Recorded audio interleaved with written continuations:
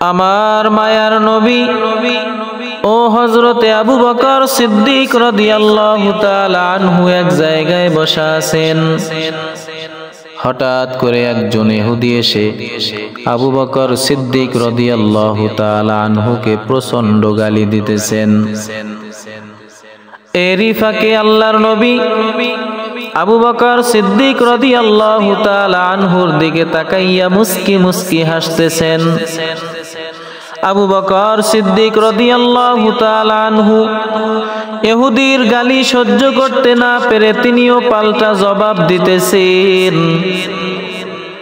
হঠাৎ করে আল্লাহর নবী ওখান থেকে মনটা খারাপ করে উঠে চলে যাইতেছেন।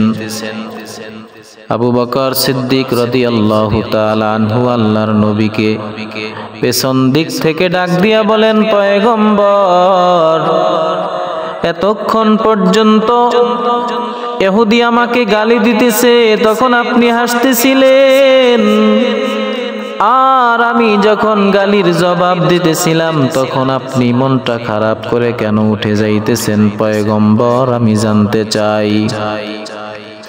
আমার মায়ার নবী আবু বকর সিদ্দিক রাদিয়াল্লাহু তাআলা আনহুকে ডাক দিয়া বলেন, রে আবু বকর, আমি যা জানি আপনি তা জানেন না। যখন ইহুদি আপনাকে গালি দিতেছিল তখন আপনার পক্ষ থেকে আল্লাহ তাআলা একজন ফেরেশতা নিযুক্ত করে দিয়েছিলেন ওই ইহুদির গালির জবাব দেওয়ার জন্য। তখন আমি খুশি মনে মুস্কি মুস্কি হাসতেছিলাম যে আবু বকর, আপনার পক্ষ থেকে ফেরেশতা ইহুদির গালির জবাব দিতেছেন। যখন আপনি আইন নিজের হাতে তুলে নিয়েছেন, অর্থাৎ আপনি যখন ইহুদির গালির জবাব শুরু করলেন, তখন আর ওই রহমতের ফেরেশতা এখানে নাই, চলে গেছে। এই জন্য আমি মনটা খারাপ করে এখান থেকে উঠে যাইতেছিলাম।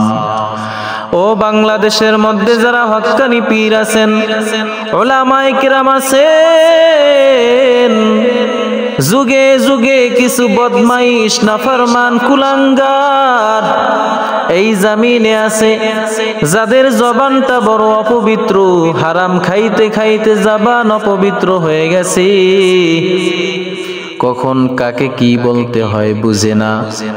আল্লাহ ওয়ালাদের বিরুদ্ধে বিষোদ্গার করে, অপবাদ দেয়, মিথ্যা তোহমত দেয়। ও আউলিয়ায়ে কেরাম, উলামায়ে কেরাম, আপনাদের জবানটা যেন অশালীন ভাবে না হয়, জবাব দেওয়ার ক্ষেত্রে শালীন ভাষায় দিবেন না, হয় চুপ থাকবেন। কারণ বেঈমান নাফরমানেরা যতই যা বলবে না কেন, আপনার আমার কিছুই বলা লাগবে না। আপনার আমার পক্ষ থেকে আল্লাহ তাআলা ফেরেশতা নিযুক্ত করে দিবেন ওদেরকে জবাব দেওয়ার জন্য। আমার আল্লাহ পাক এই জবান দান করেছেন।